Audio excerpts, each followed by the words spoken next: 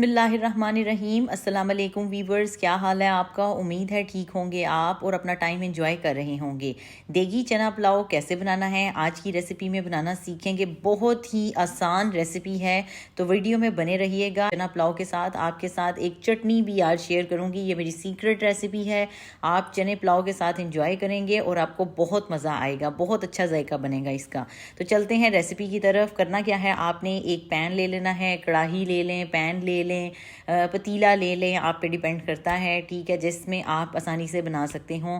उसमें एक प्याली ऑयल ऐड कर लें। मेरे पास कैनोला ऑयल था, मैंने वो ऐड किया है। एक बारीक कटी हुई प्याज दरमियाने साइज़ की आपने इसमें ऐड कर देनी है। जब प्याज जो है वो फुली ब्राउन हो जाए, आपने क्या करना है, इसको थोड़ा सा इसमें पानी ऐड कर देना है। इसके बाद जो बाकी चीज़ें हैं वो हैं टमाटर, उसके बाद अदरक जो है वो बारीक मैंने काटी हुई थी। इसके साथ बाकी स्पाइसेस जो हैं वो मैंने ऐड किए हैं। इसमें ज़ीरा था, इसमें बादियान का फूल था और बाकी जो है वो लौंग था और दालचीनी, वो मैंने इसमें ऐड कर दिया है। ऐड करने के बाद इसको मैं अच्छे तरीके से मिक्स करने जा रही हूँ। जब टमाटर जो हैं वो थोड़े से टेंडर हो जाएं और इसमें जो है वो इनका अच्छा सा टेस्ट आ जाए, तो आपने क्या करना है, इसमें चने ऐड करने हैं। और मैं आपको जूम करके भी बार बार इसीलिए दिखा रही हूँ कि मतलब आपने प्याज जो है वो अच्छे तरीके से ब्राउन करने हैं। आप इसे लाइट ब्राउन भी कर सकते हैं, डार्क ब्राउन भी कर सकते हैं, आप पे डिपेंड करता है। कुकिंग जो है वो आसान वे में करनी होती है। कुकिंग जो है वो एक आर्ट है, आपने आर्ट सीखना है, उस फ़न को सीखना है कि खानों के अंदर जायके किस तरीके से बनाने हैं, ठीक है। ज़रूरी नहीं है कि चिकन ही आपके पास हो तो उससे जायका बनेगा। आप चने भी जो है वो देगी स्टाइल में बना सकते हैं, आप दालें भी देगी स्टाइल में बना सकते हैं। तो टिप्स एंड ट्रिक्स आपने सीखने हैं। चनों को मैंने इसमें ऐड कर दिया है। चने जो है वो एक प्याली जो है वो मैंने ऐड किए हैं। इसमें तकरीबन 2 से 3 टेबलस्पून मैंने दही के ऐड किए हैं। दही को आप स्किप भी कर सकते हैं, ज़रूरी नहीं कि जो मैं इंग्रेडिएंट यूज़ कर रही हूँ वही आपने यूज़ करने हैं। आप अगर आपके घर में अगर कोई इंग्रेडिएंट नहीं है तो आप उसे स्किप भी कर सकते हैं।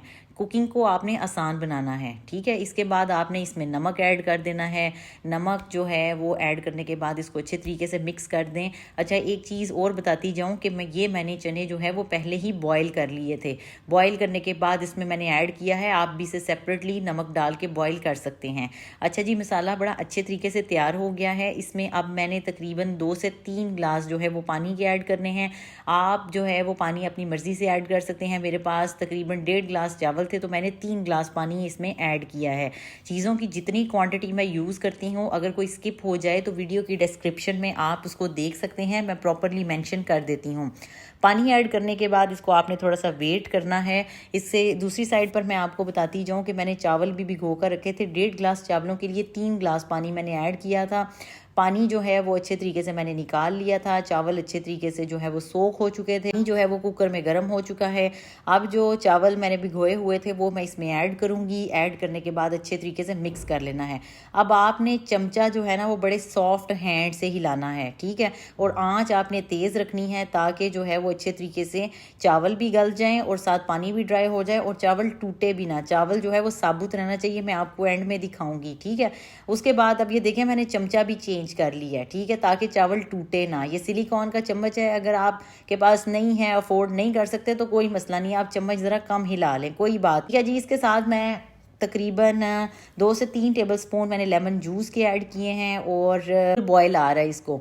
अब देखें माशाल्लाह इसके ऊपर बबल्स बनने शुरू हो रहे हैं। इसका मतलब ये है कि पानी जो है वो चावल एब्जॉर्ब कर रहे हैं, यानी कि पानी जो है वो ड्राई हो रहा है।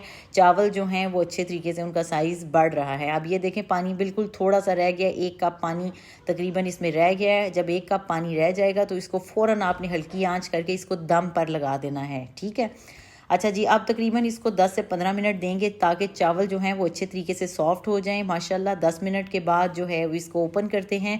ओपन करने के बाद ये देखें माशाल्लाह माशाल्लाह कितना प्यारा कलर आया है, कितना खूबसूरत कलर आया है। ये अल्लाह ताला की नेमतें हैं, बरकतें हैं। अल्लाह ताला का हर दम आपने शुक्र अदा करना है, ठीक है। ज़रूरी नहीं कि आप अच्छा खाएँ तो जब तभी आपने शुक्र अदा करना है। दालें, चावल, ये सब अल्लाह ताला की नेमतें हैं, इस पर भी आपने अल्लाह का शुक्र अदा करना है। ہے الحمدللہ یہ دیکھیں کتنا اچھا چاول پھول گیا ہے. چاول کا جو سائز ہے وہ آپ چیک کریں. اچھا جی اب دوسری طرف چلتے ہیں, چٹنی بناتے ہیں. چٹنی بنانے کے لیے جو چیزیں ہمیں چاہیے وہ ٹماٹر, پیاز, زیرہ, لیمن اور ہرا دھنیا ہے. پودینہ نہیں ہے تو کوئی بات نہیں ہے, ہم ہرے دھنیا کی بنا لیتے ہیں. ہرا دھنیا آپ نے کیا کرنا ہے, چاپر میں ڈال دینا ہے. اب میں تو چاپر کے اندر ڈال رہی ہوں, جن لوگوں کے پاس چاپر نہیں ہے وہ جناب چٹو بٹا کے اندر جو ہے وہ اس کو اچھے طریقے سے کوٹ لیں. اس کے بعد کوئی مسئلہ نہیں ہے, ٹھیک ہے. اگر آپ اسے مکسر میں بنانا چاہتے ہیں تو مکسر میں بنا لیں, لیکن میرے پاس چاپر تھا تو میں اس کے اندر ہی اسے چاپ کروں گی اور تھوڑا کھڑا کھڑا اس کو رکھوں گی.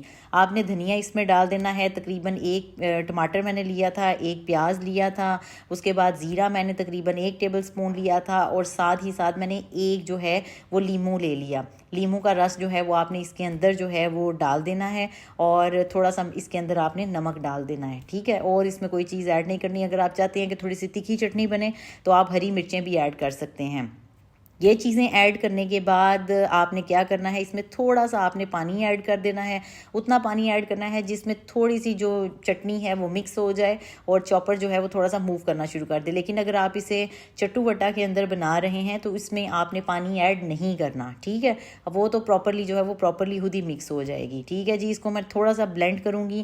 بلینڈ کرنے کے بعد اس کو جو ہے وہ دیکھیں تھوڑا سا کورس ابھی مٹیریل ہے, اس کو میں تھوڑا سا دوبارہ سے بلینڈ کروں گی تاکہ یہ تھوڑی سی جو ہے وہ اور مکس ہو جائے اور تھوڑا سا اس کا سائز جو ہے وہ ریڈیوس ہو جائے. اس کو دوبارہ سے چلاتے ہیں, اور چلانے کے بعد یہ دیکھیں ماشاءاللہ آپ کو کلر دیکھیں کتنی اچھی ورائٹی نظر آ رہی ہے. اس کو اچھے طریقے سے آپ نے بلینڈ کر لینا ہے. بلینڈ کرنے کے بعد آپ نے اس کو ڈش آؤٹ کرنا ہے. ڈش آؤٹ کرنے کے بعد جو ہے وہ آپ نے اس کو چاولوں کے ساتھ جو ہے وہ رکھ دینا ہے. اس کو چاولوں کے ساتھ انجوائے کر سکتے ہیں آپ, روٹی کے ساتھ بھی انجوائے کر سکتے ہیں, اور پراٹھے کے ساتھ بھی لے سکتے ہیں. یہ دیکھیں جی ماشاءاللہ کتنا اچھا اس کا کلر آ رہا ہے. زوم کر کے بھی دکھا دیتی ہوں. ٹماٹر, پیاز, دھنیا, یہ سب چیزیں آپ کو نظر آ رہی ہیں. یہ دیکھیں جی اب میں نے چاول جو ہیں وہ ڈش آؤٹ کر لیے تھے, ساتھ میں نے چٹنی رکھی ہے. اس کے ساتھ آپ اچار بھی لے سکتے ہیں. اس کو آپ روٹی کے ساتھ بھی انجوائے کر سکتے ہیں, آپ پر ڈیپینڈ کرتا ہے. کھانے جو ہیں اس کو بنانے کا آرٹ سیکھیں. تو ویڈیو کو لائک, شیئر اور سبسکرائب ضرور کریے گا. دعاؤں میں یاد رکھیے گا. ملتے ہیں ایک نئی ویڈیو میں. اللہ حافظ.